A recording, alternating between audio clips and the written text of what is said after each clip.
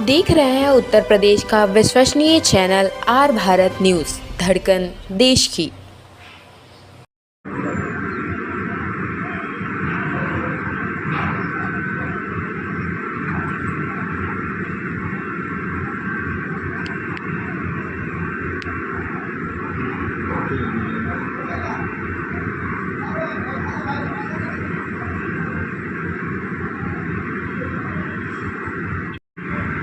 आज तो कार्यक्रम का प्रथम दिन है, शुभारंभ है और ये यहाँ का वार्षिक कार्यक्रम है।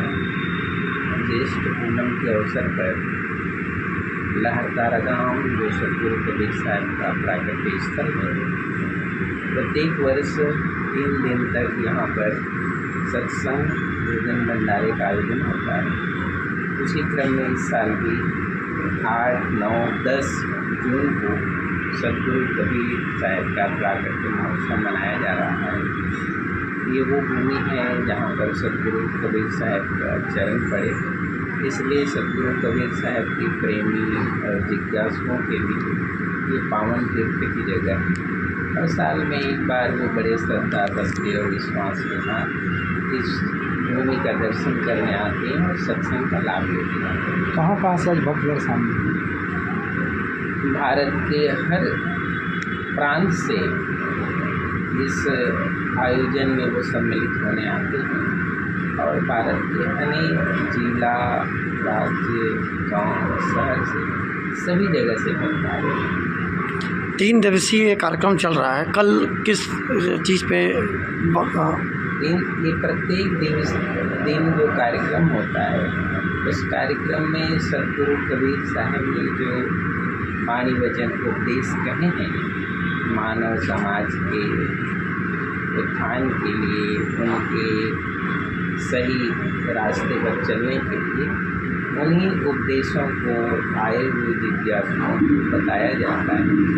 भजन के माध्यम से, स्पीच के माध्यम से, साखी शब्दों के माध्यम से कबीर साहब ने जो मनुष्य को उनके जीवन मूल्यों की रक्षा के लिए जो संदेश दिए, उनकी यहाँ पर भजन और साखी के द्वारा चर्चा होती है। क्या संदेश देना चाहेंगे गुरुजी कबीरदास जी इस चैनल के माध्यम से सतगुरु कबीर साहब का जो उपदेश है, ना गाँव से दूसरी, ना गाँव से वैर, कबीर खड़े बाजार में सबकी चाहत है।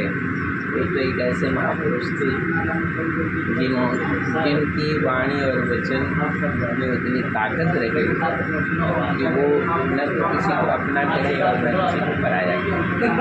उनके लिए सब अपने, जो मानवतावादी थे, सतगुरु कबीर साहब के हर वाणी वचन दया, धर्म, करुणा और प्रेम का संदेश है।